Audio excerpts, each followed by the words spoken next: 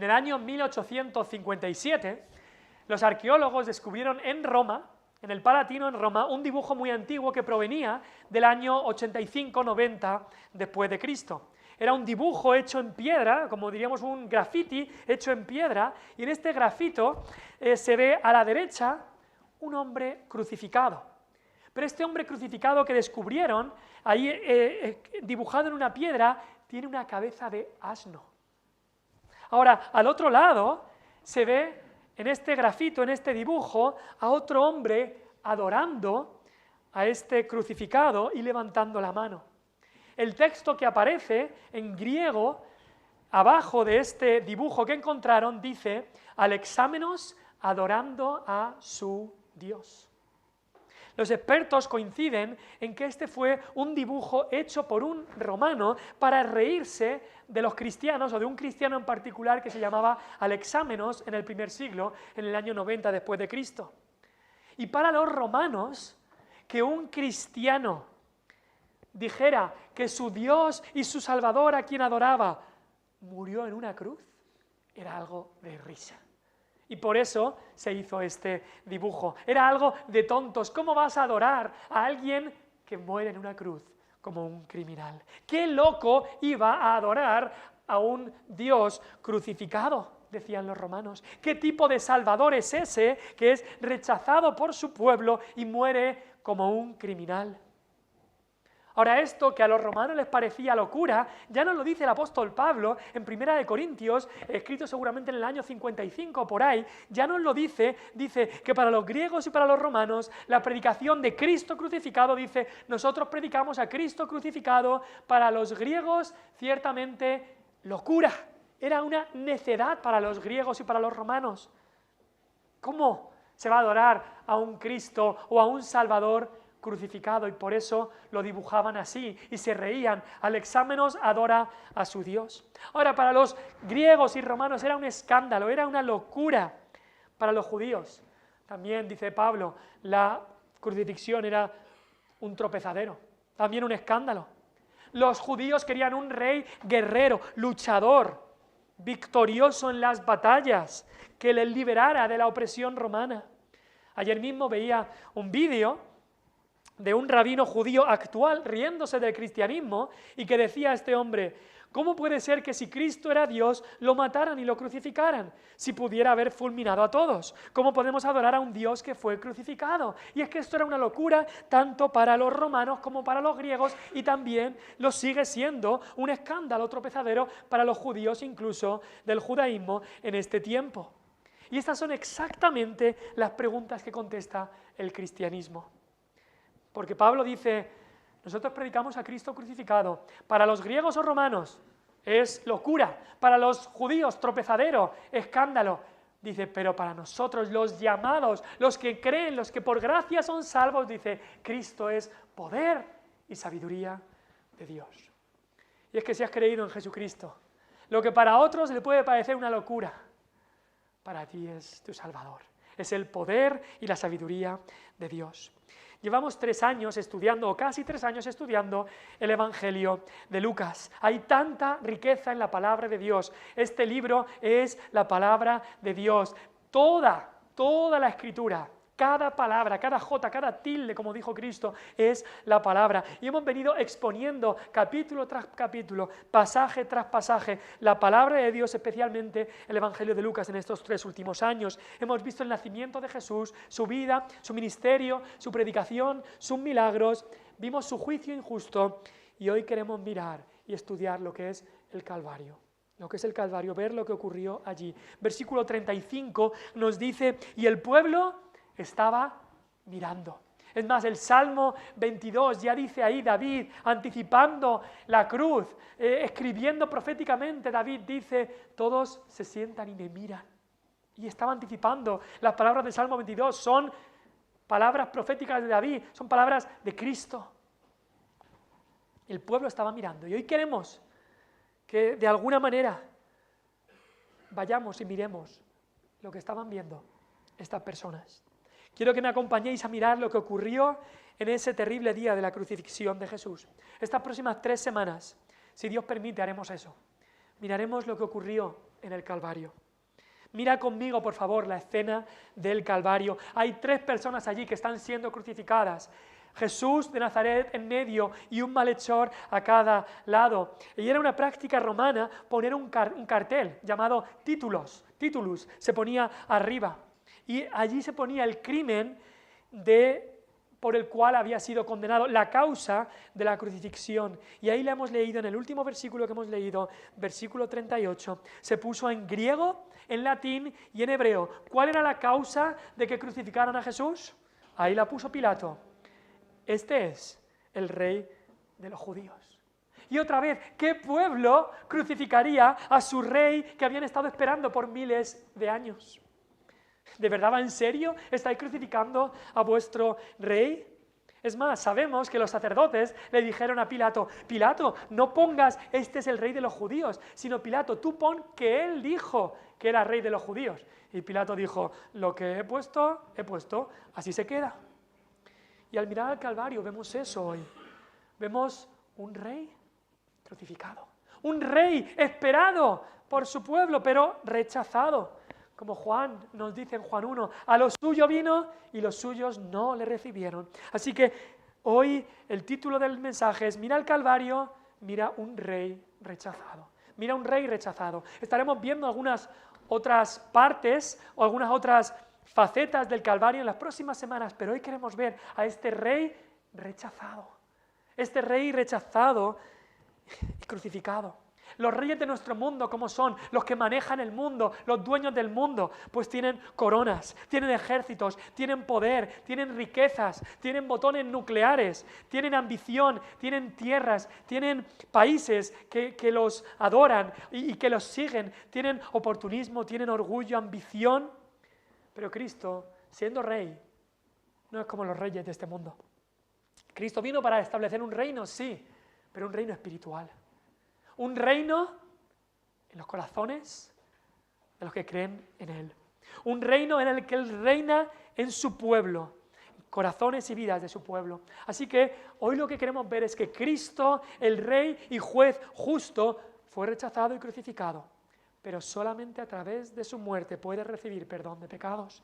Cristo, el Rey y Juez justo, fue rechazado y crucificado, pero solamente a través de su muerte puedes recibir perdón de tus pecados. Así que mira a este Rey, mira a este Cristo crucificado, mira hoy lo que Él sufrió, mira hoy lo que Él pasó.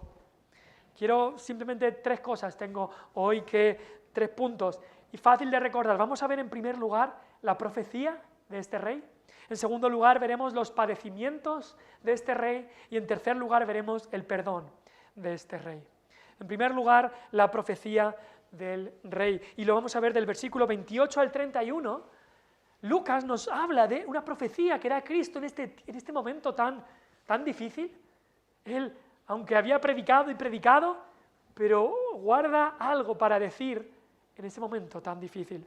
Jesús ya había sido juzgado falsamente, Pilato había dictado sentencia, ahora debía caminar lo que llaman la vía dolorosa, el camino que le llevaría del pretorio de Pilato hasta el lugar de la calavera. Gólgota en hebreo, lugar de la calavera o calvario en latín. No sabemos exactamente por qué se llamaba así, algunos dicen porque había calaveras de otros criminales allí, otros dicen que sería una zona que podía parecer una calavera, no lo sabemos, pero ese era el nombre, un nombre nada bonito, porque lo que sucedió allí no fue nada bonito.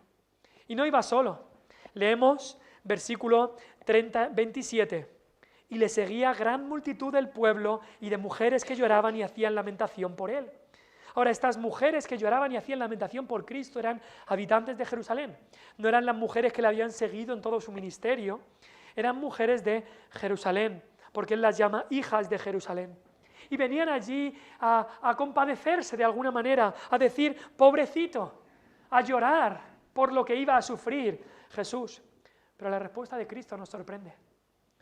Dice Jesús, versículo 28, se vuelve hacia ellas con todo el dolor y todo y dice, hijas de Jerusalén, no lloréis por mí, sino llorad por vosotras mismas y por vuestros hijos. En todo su sufrimiento, extremo, extenuación, agonía, Jesús profetiza algo que vendría sobre Jerusalén por haber rechazado a su rey. Ahora, ¿de qué está hablando Jesús en estos versículos? Pues habla sobre una profecía de gran juicio y destrucción. En el versículo 29, lo que dice Jesús era una profecía desgarradora para la mente de una mujer judía. Para la mente de una mujer judía, su honra, su alegría era criar hijos que honren, que sirvan a Dios. Y era una deshonra no tener estos hijos. Pero Jesús profetiza que vendrían días cuando todo se iba a dar la vuelta. Dice, vendrán días, versículo 29, en que dirán, bienaventuradas, dichosas, felices las estériles, y los vientres que no concibieron, y los pechos que no criaron. ¿Y por qué sería esto? ¿Qué iba a pasar en estos días futuros que profetiza Jesús? Pues Jesús lo dice también en el versículo 30, que aquel día que vendría, aquel tiempo que vendría, sería tan terrible, la gente estaría en tanto aprieto, en tanta desesperación. Dice ahí, versículo 30, que comenzarán a decir a los montes, caed sobre nosotros, y a los collados cubridnos. Tan mal sería ese tiempo que venía sobre ellos, tanta desesperación, que la gente preferiría que un monte le cayera encima antes que enfrentar el juicio y destrucción que iba a venir. Ahora, Lucas es el único evangelista que nos habla de estas palabras de Jesús. Lucas escribía a Teófilo, un gentil, quizá un romano, y quizás estaba escribiéndole estas mismas palabras unos pocos años antes de que ocurriera un evento tristísimo, un evento terrible que ocurrió en el año 70. Quizás Lucas escribió en el año 63 o por ahí, y en el año 70 ocurrió este evento. Ocurrió la destrucción de Jerusalén. 40 años antes de esto ya Cristo lo estaba profetizando. A Jerusalén, que por haber rechazado a su Salvador, por su pecado, iba a venir una destrucción. En el año 70 después de Cristo, los romanos, después de algunas revoluciones en Judea, los romanos, liderados por el general Tito, vinieron a Jerusalén, asediaron Jerusalén en un asedio terrible. Se acabó todo el agua, se acabó toda la comida, la gente incluso practicó el canibalismo, hasta que la ciudad fue destruida. Toda la ciudad de Jerusalén en el año 70, nos dicen los historiadores, fue destruida. Se quemó toda la ciudad, el templo entero, este templo que era su alegría, su orgullo, fue destruido. Incluso los historiadores cuentan que más de 1 millón de personas fueron o murieron en ese asedio. Esta destrucción y juicio profetizado por Jesús. Ahora, cuidado con pensar que Jesús es solamente amor y misericordia. Cuidado con pensar que Jesús es todo amor y ya está. Hoy vamos a ver de ese amor. Hoy vamos a ver de esa sangre preciosa que fue derramada en su amor y misericordia. Sí, pero también Cristo es un juez justo. Él hace y hará justicia. 40 años más tarde, Él permitió lo que ocurrió en Jerusalén, la destrucción de Jerusalén. Y esto nos recuerda también que hay un día que viene. Hay un día terrible que viene para todos los que rechazan a Cristo. Hay un día terrible que también nos dice Apocalipsis, que dirán, como dijeron los judíos en ese tiempo, a los montes y a los collados, caed sobre nosotros. Hay un día cuando el pecador en su pecado, que se ha negado a creer en Cristo y arrepentirse de sus pecados, Cristo hará justicia. En su primera venida Él vino como Salvador, Él vino como misericordioso, Él vino como Redentor, pero en su segunda venida Él vendrá como juez. En su primera venida Él fue un rey rechazado, pero en su segunda Él vendrá como rey victorioso, como dice Apocalipsis 19, fiel y verdadero, que con justicia juzga y pelea, regirá las naciones con vara de hierro. Ese es Cristo también. Y aquí nos lo hace ver, incluso antes, unos minutos antes de ser crucificado. Ahora, ¿por qué iba a venir esta destrucción? ¿Por qué Cristo profetiza esto? Pues por el pecado de su pueblo, por el pecado de aquellos que le rechazaban. Cristo en el versículo 31 se llama a sí mismo el árbol verde. Dice, si en el árbol verde hacen estas cosas, ¿qué no harán en el seco? Cristo era el árbol verde. Él era el rey justo, salvador, humilde. El profeta Zacarías y todos los profetas habían profetizado que venía Cristo. Y Zacarías le dijo, alégrate, hija de Sión, viene tu rey, salvador, humilde, justo. Y sí, por un tiempo, de una manera superficial, en la entrada de Cristo triunfal a Jerusalén, se habían alegrado, pero esa alegría había durado poco, porque era superficial. Ya luego pasaron al pasotismo y en unos días pasaron a oponerse a él, al antagonismo y a decirle, fuera, no queremos a este, crucifícale, su sangre sea sobre nosotros y sobre nuestros hijos. Cristo era el árbol verde y lo habían tratado, como también dijeron los profetas, lo habían tratado como una raíz de tierra seca. Le veremos, mas sin atractivo para que le deseemos, despreciado y desechado entre los hombres. Eso habían hecho con Cristo. El mayor pecado del pueblo de Israel había sido rechazar a su Mesías, a su Rey, y lo sigue siendo. Cristo es el árbol verde. El Salmo 1 nos habla también de aquel que será como árbol plantado junto a corrientes de aguas, que da su fruto en su tiempo y su hoja no cae y todo lo que hace prosperará. Y aunque hay una aplicación que puede aplicarse al cristiano, pero más que nada ese árbol verde, ese árbol plantado junto a corrientes de agua que siempre dio fruto, ese es Cristo. Él es el árbol verde, pero fue crucificado. Y Cristo dice, si en el árbol verde hacen estas cosas, en el seco, ¿qué no se hará? ¿Y quién es el seco? Pues fueron los judíos incrédulos. Debían dar fruto y no lo dieron. Y por eso esta profecía de Cristo iba directamente hacia su pueblo, el pueblo judío, que en el año 70 sería destruido su ciudad. Debían haberle adorado y no lo hicieron. Y pueden mirar todo lo que está ocurriendo allí. Cristo yendo con el travesaño de la cruz por las calles de Jerusalén, con una multitud, dice, mucha gente allí con él, siguiéndole, mujeres llorando. Y sinceramente, pensando en esto, pensaba en nuestro país, en España, en las procesiones de Semana Santa, que vienen dentro de poco, llenas de idolatría por todos lados. Y a veces, quizá lo ves en la televisión, algunas mujeres que las graban ahí, están llorando. A veces lágrimas de pura pantomima o por hacer el paripé, pero algunas quizá llorando sinceramente. Pero es un lloro emocional, es un lloro de pena por el sufrimiento. Y yo creo que Jesús les diría lo mismo que les dijo a estas mujeres. No lloréis por mí, no lloréis por mí, llorad por vosotros, llorad por vosotros. Porque muchos lloran por la muerte de Cristo de una manera solamente emocional, para después continuar en el pecado que causó la muerte de Cristo. ¿Qué tipo de lloro es ese? A veces hay mucho lamento y poco arrepentimiento.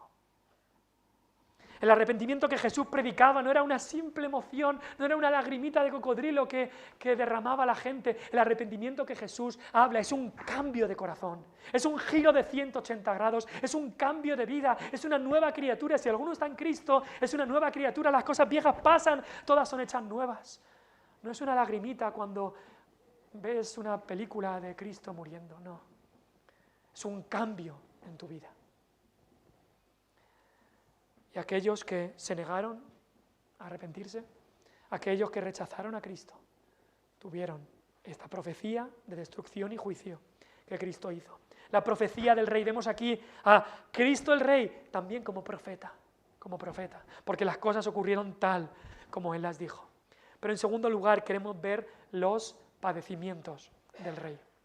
Los padecimientos del Rey. Llegamos ahora al momento culminante de la vida de Jesús. El Rey Salvador no iba a ser como los otros reyes, que para los otros reyes y presidentes de hoy en día, su gente muere por ellos. No. El Rey de verdad era al revés. Él muere por su pueblo. Lo vemos ahora en las guerras.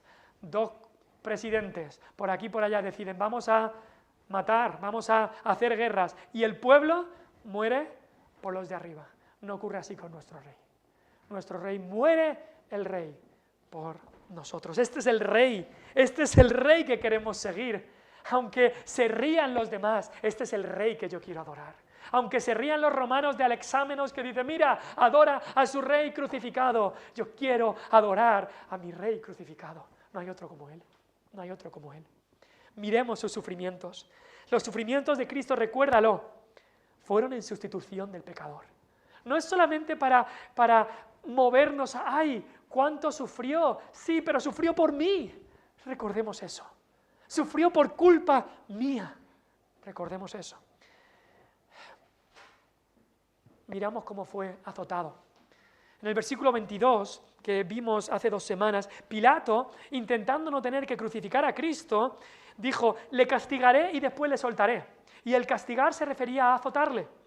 Y no lo tenemos aquí en Lucas registrado cómo fue azotado, pero los otros evangelios sí que nos dicen que Pilato azotó a Cristo, a ver si con eso los judíos se calmaban. Y después lo sacó a la gente y les dijo, he aquí el hombre, lo que queda del hombre, miradlo. Los azotes romanos eran algo muy cruel. Se llamaba el flagrum romano. Eran tiras de cuero con fragmentos de metal o hueso. Seguramente se darían unos 40 azotes. Eso desgarraba la piel y los músculos.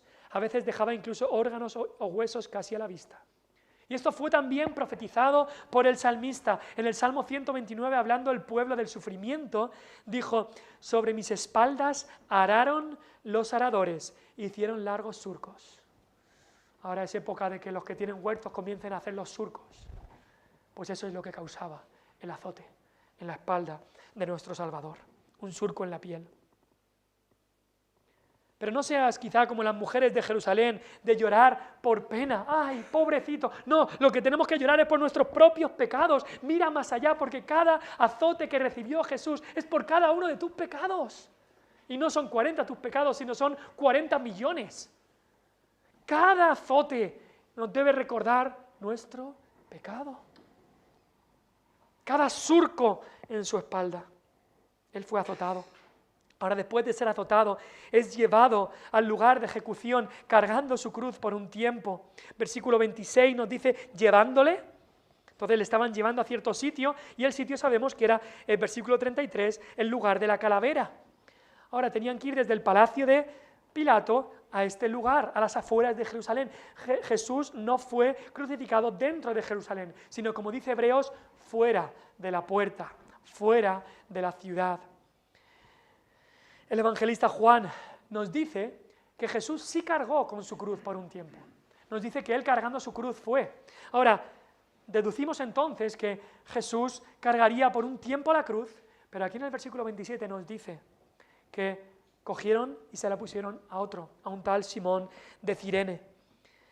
Un Simón de Cirene sería judío seguramente, pero venía del norte de África, de Cirene. Y le obligaron a que llevase la cruz. Ahora, ¿por qué obligaron a Simón de Cirene que llevara la cruz? Pues porque el cuerpo de Jesús no daría para más. La agonía, la extenuación, la noche sin dormir, su espalda y muchas otras noches sin dormir, su espalda destrozada por el látigo, pero más aún, el peso espiritual, emocional, mental de tu pecado y de mi pecado cargando sobre él. Eso era aún peor que todos los sufrimientos físicos.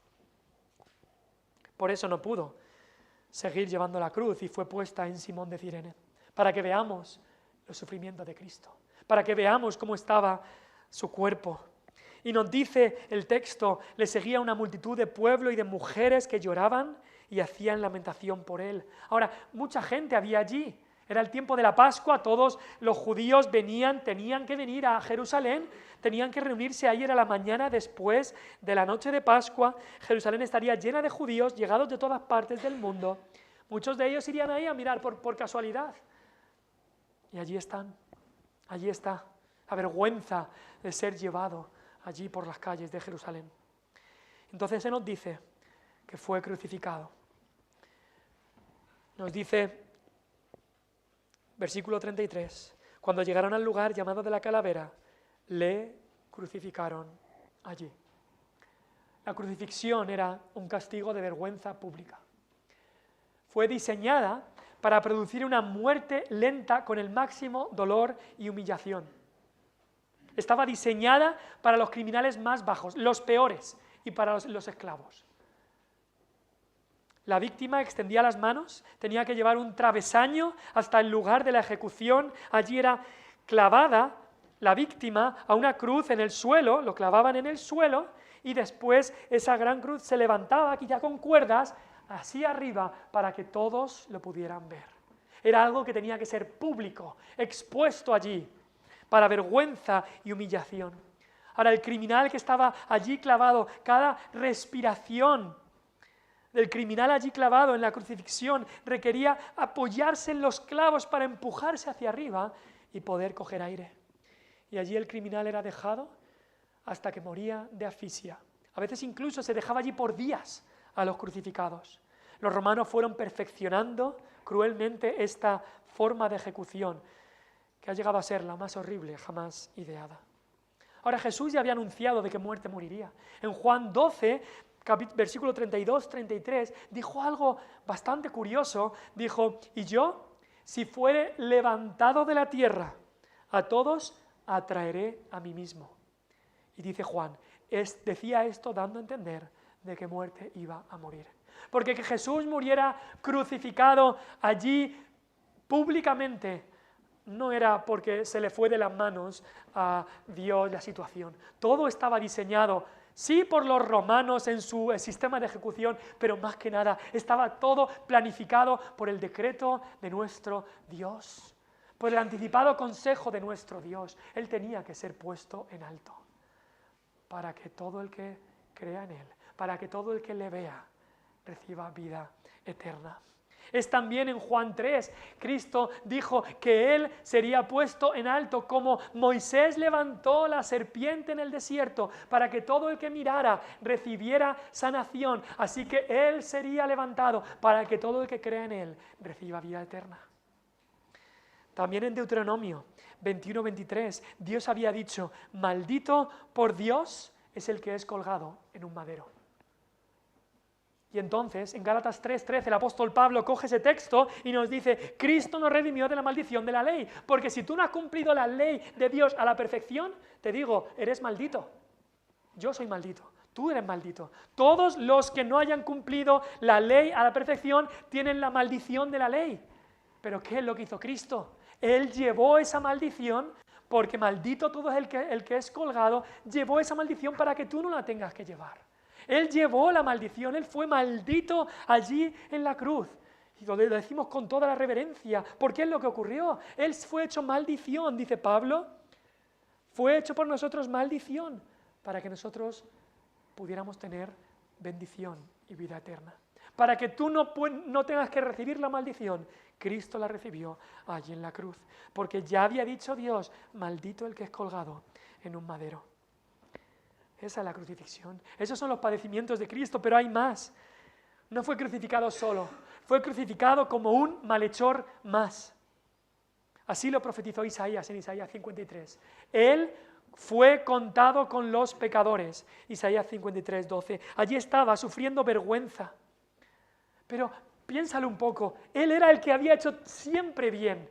Y es crucificado con los que siempre habían hecho mal, con lo peor que se podía sacar de la población, con 2 ladrones. Y es más, los llama malhechores. ¿Qué significa malhechor? Piensa un poco en la palabra mal hecho.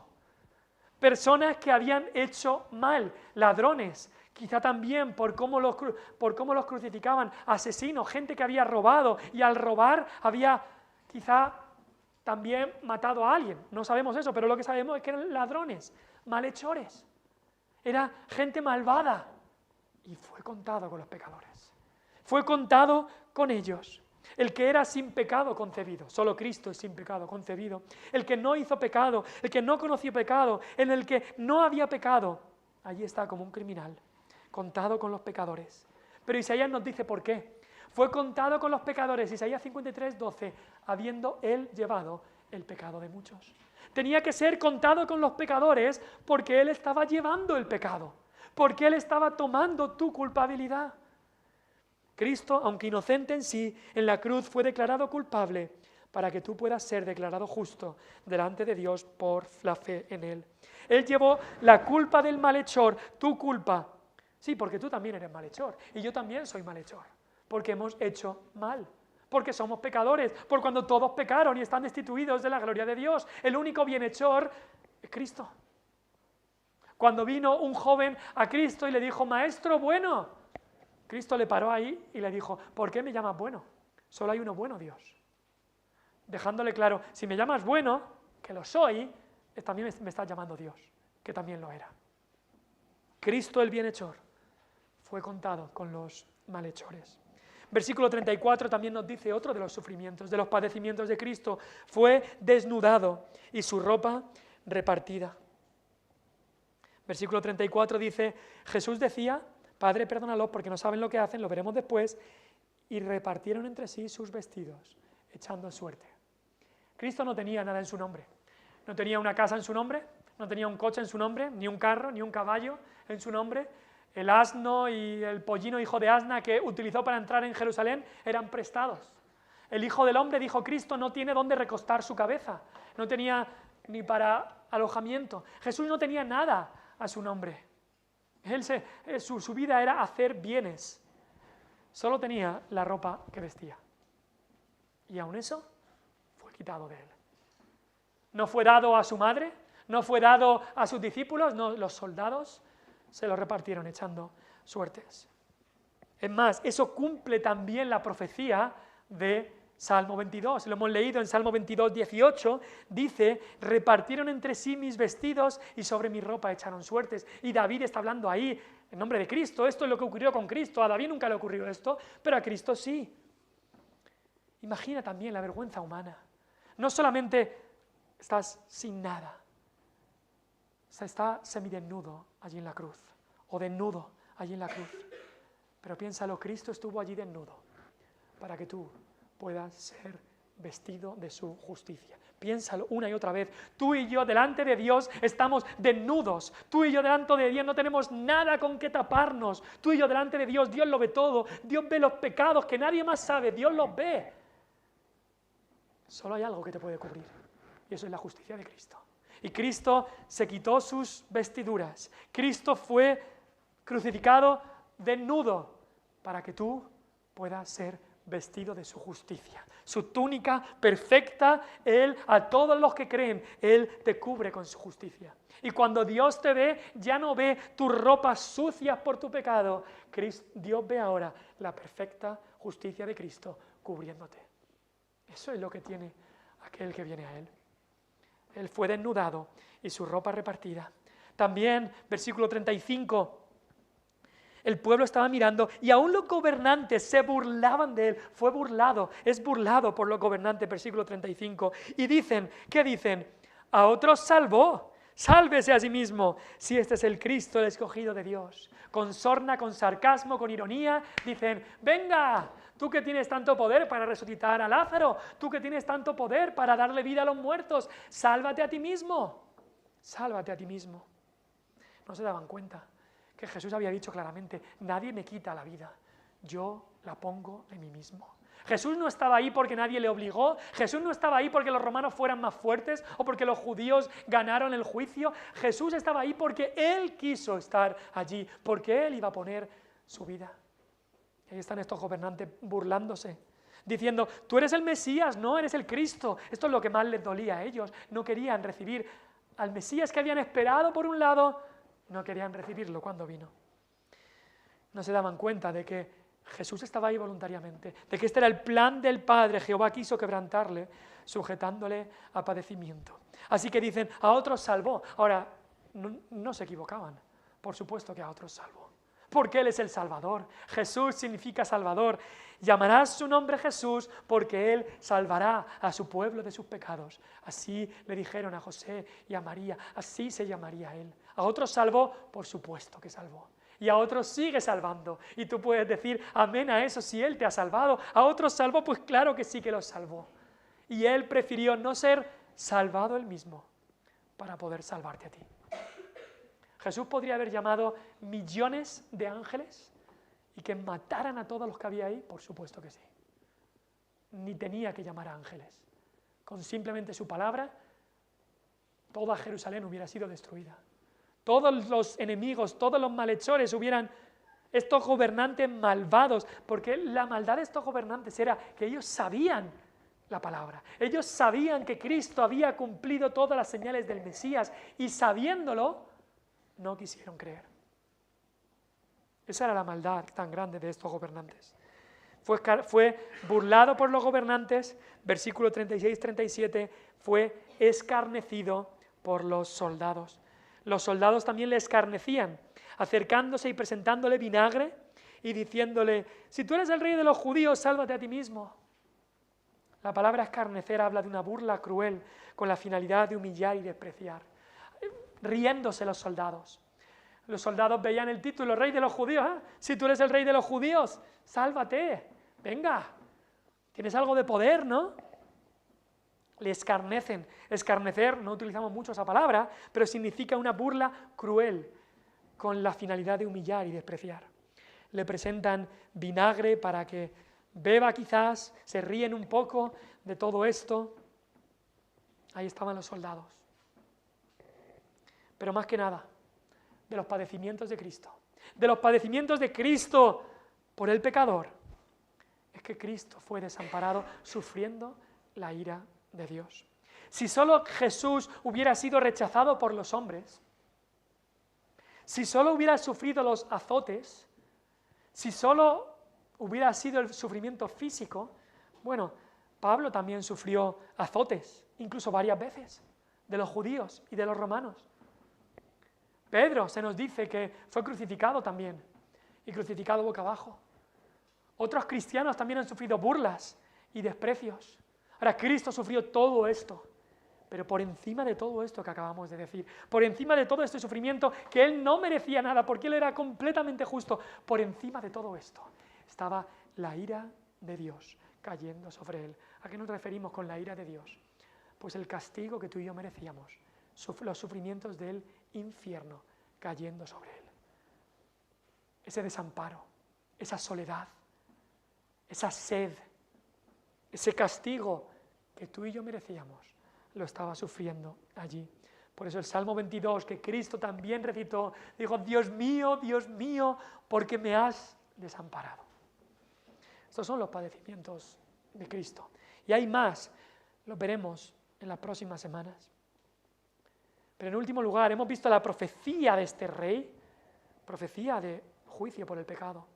Hemos visto los padecimientos de este rey, porque Él fue nuestro sustituto.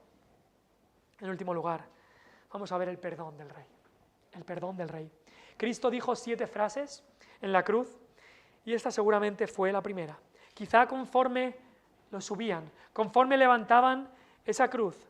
Versículo 34. Y Jesús decía. Incluso la palabra decía no es dijo, quizás es que repitió esto varias veces. Jesús decía, Padre, piensa en esto. Jesús decía, Padre, perdónalos, porque no saben lo que hacen. Piensa en estas palabras, llenas de amor, llenas de misericordia, llenas de gracia, llenas de compasión, llenas de paciencia, de benignidad, de bondad, de mansedumbre, llenas de perdón, llenas de favor, llenas de condescendencia. Este es el Rey de Reyes, este es el Dios poderoso, este es el que tiene todo el poder para hacer todo lo que quiera. Este es el que ha sido rechazado por aquellos que debían recibirle y no pide ni venganza, pide perdón para sus enemigos. Pide misericordia. Padre, vemos la relación que tenía con su Padre. Jesús es Dios, el Hijo. Tenía una relación perfecta por toda la eternidad con su Padre. Como Juan 17 nos dice, Padre. Cuando Jesús dice Padre, son palabras mayores. Porque por toda la eternidad el Padre y el Hijo han tenido una relación perfecta de armonía, de gozo, de amor el uno y el otro. Y aquí esa relación de alguna manera iba ser desamparado. Jesús, Padre, dice, Padre. Pero Jesús está pensando en su pueblo. Jesús está pensando en perdón. Jesús está pensando en el pecador. Y dice, Padre, perdónalos. Mira esa misericordia. Padre, perdónalos. Padre, perdónalos.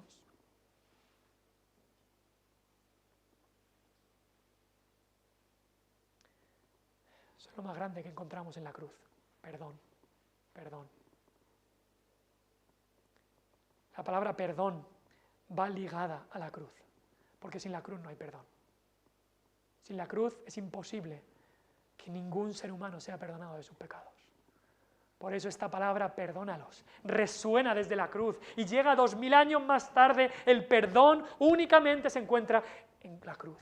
Efesios 1:7 dice, en Él, en Cristo, tenemos redención por su sangre, y al hablar de la sangre de Cristo dice, el perdón de los pecados. No hay perdón si no es por Cristo. Pero si alguno de alguna religión dice, Dios, te pido perdón, sin Cristo no hay perdón, porque Él pagó el precio. No es simplemente decir perdón, es que alguien tenía que pagar.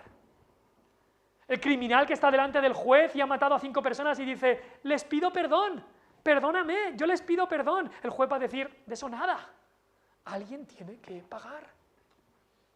Así que no hay perdón si no es por la cruz. De la cruz sale la palabra perdón y resuena hasta nuestro tiempo. Perdónalos, perdónalos, perdónalos. Ahora dice, porque no saben lo que hacen. Ahora, Jesús estaba diciendo con estas palabras, no es que estaba diciendo de que la ignorancia obliga al perdón. No quiere decir que si alguien ignora el mal que ha hecho, entonces merece el perdón.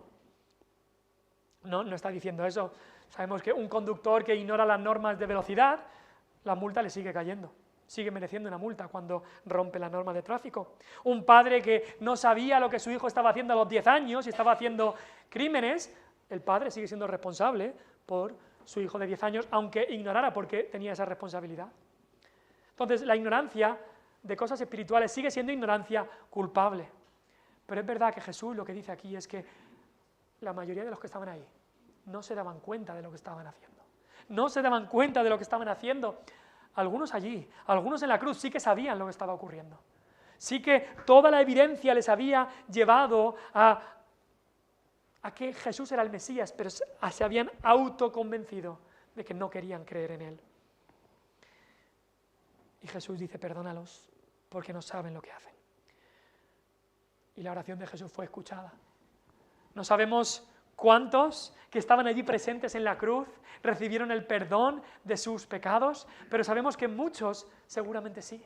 Porque sabemos que unos meses más tarde, Pedro, en la fiesta de Pentecostés, solo 50 días después, Pedro predica y acaba su sermón, que hablaba de Jesús todo, acaba su sermón diciendo, a Jesús a quien vosotros crucificasteis. Y entonces muchos israelitas se dan cuenta de la maldad que habían hecho, que antes la ignoraban, se daban cuenta de que el Mesías esperado por miles de años había venido y lo habían crucificado. Y entonces se compungen de corazón, se les rompe el corazón por dentro y dicen, ¿qué vamos a hacer? Y entonces dice Pedro, arrepentíos, venid a Cristo, bautícese cada uno en base al perdón de los pecados que ofrece Cristo. Cristo dijo, perdónalos. Y en el tiempo de Dios salvó a muchos de los que estaban aquí. No se daban cuenta de que estaban matando al Mesías, de que estaban rechazando y crucificando a su Rey. Pero Cristo intercede. Aún en la cruz, Él dice, perdónalos. Porque ¿cómo son perdonados nuestros pecados? Por la cruz del Calvario, en su sangre preciosa. Ese perdón que Él mismo estaba comprando con su sangre, ese mismo perdón lo anuncia Él desde la cruz. Padre, perdónalos porque no saben lo que hacen. Tú y yo hemos pecado. A veces sabiendo lo que hacíamos, otras veces sin saber exactamente lo que hacíamos, pero como he dicho, la ignorancia sigue siendo culpable. La ignorancia no exime de la culpa. Necesitamos el perdón de Cristo. Y este perdón solo viene de la cruz. Solo viene de que Cristo muere en el lugar del pecador, de que Él pagó por ti y por mí.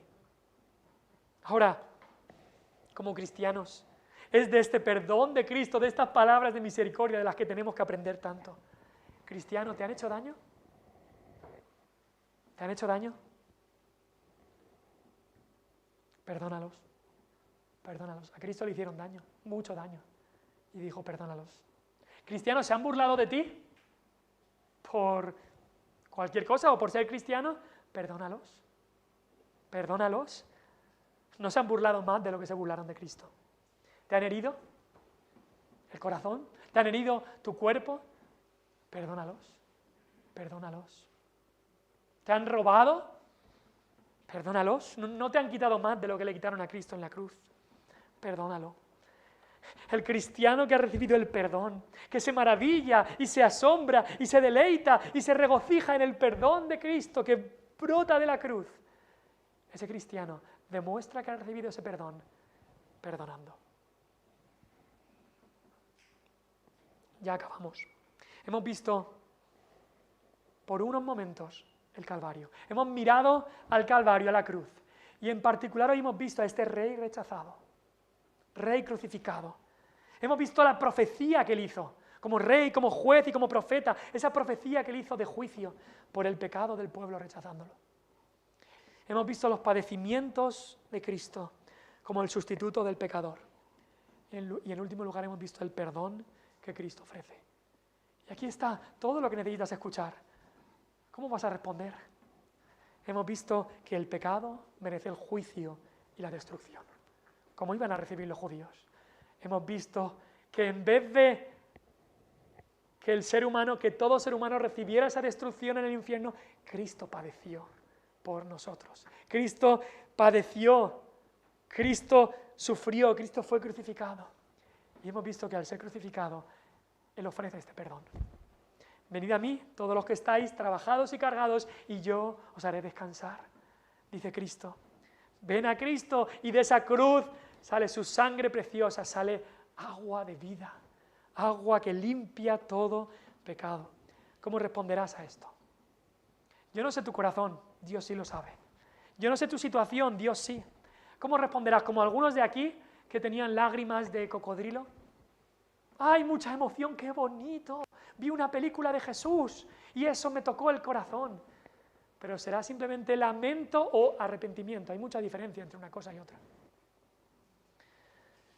¿Serán lágrimas de cocodrilo? ¿O será un corazón arrepentido y roto por tu pecado, ese pecado que clavó a Cristo en la cruz, y un corazón dispuesto a confiarle toda tu vida a Él?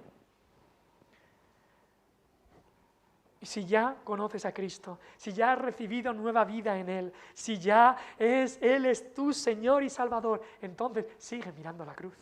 No dejes de mirar a la cruz. Día y noche, cada semana, cada día, cada mes, mira a la cruz.